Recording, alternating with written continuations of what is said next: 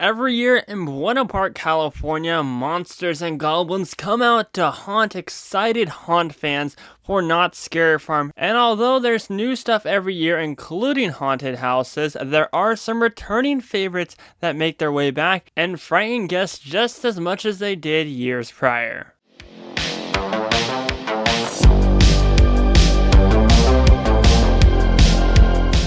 What's going on, everybody, and welcome back to Exploring Attractions. My name is Scott, and you're watching your stop for all things theme park and attraction related. If you're new here, consider subscribing down below with those bell notifications on, and make sure you're following us on social media, on Instagram at Exploring Attractions, and on Twitter at Exploring Attractions to stay up to date with the latest and greatest theme park news. Anyways, everyone, that's right, Knott's has dropped another banger of a video, and I'm talking banger. You know, I typically don't use that slang, but I think it's acceptable with this one. So it was teased last week that we would be getting some form of announcement on the Knott's Scary Farm social page for July 20th, and to be honest, I quite frankly forgot about it until I woke up in the morning and I was like, oh my goodness, it's July 20th, Knott's is announcing something today. And that's right, everybody, they put out an awesome trailer in regards to the returning mazes for Knott's Scary Farm 2022. I think it's pretty awesome how they combined some of the previous announcement videos and mixed it with stuff that they filmed this year and kind of like it made it a storytelling thing.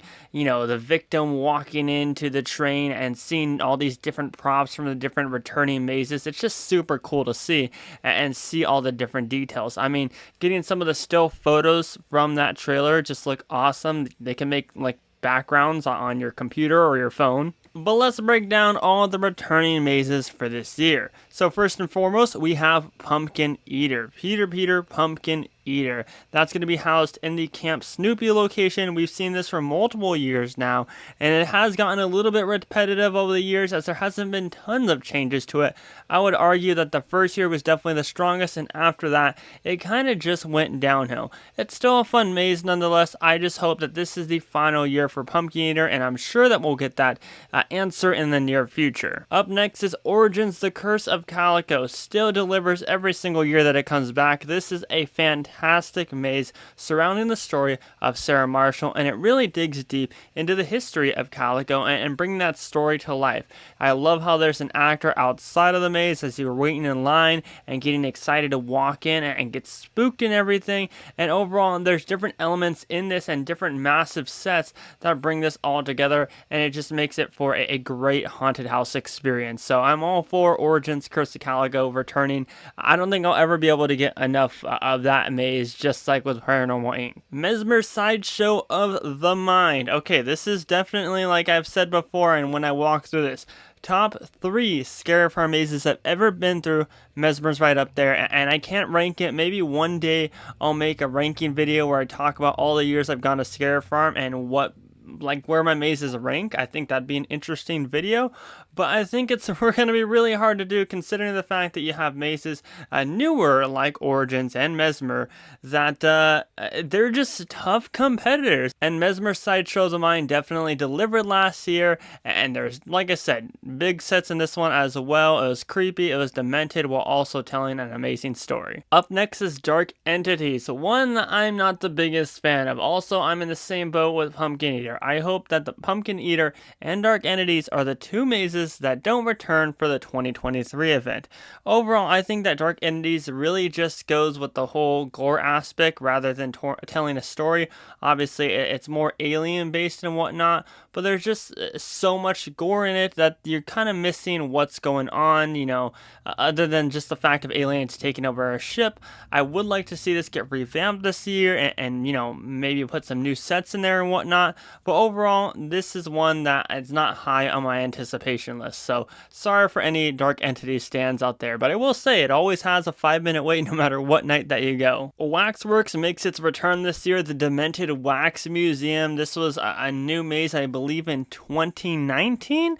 Correct me if I'm wrong, it's been a while. But Waxworks continues to see little improvements, not massive improvements, so we see different sets and whatnot. But I do think over the years that you've seen little minor improvements that make it worth walking through it multiple times during the run of the event, no matter how many times that you walk through it in years prior. Of course, right next to that, we have the Depths, also a great maze. I wish that they'd bring back that pre-show in there. They used to do a bunch of pre-shows for all the mazes, but like I called last year for opening night when we went to see Mesmer, I was like, that pre-show's gonna get gutted within the next couple days or so because the crowd flow just isn't as good when they have a pre-show for mazes. The only one that really strived at it was Paranormal Inc. But yeah, I'm excited for the Depths too. Those last couple ending scenes are awesome, and I think that there's nothing else like that at any other haunt event in California. And last on our list is another one of my all-time favorites in Dark Ride. One that really, it doesn't have a lot of improvements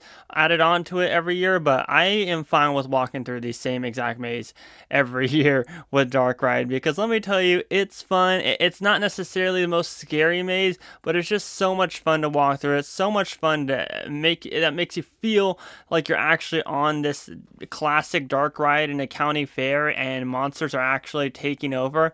I just love everything about it, really. I think it's an awesome maze, and like I said, I really don't care if it's the same exact one every single year.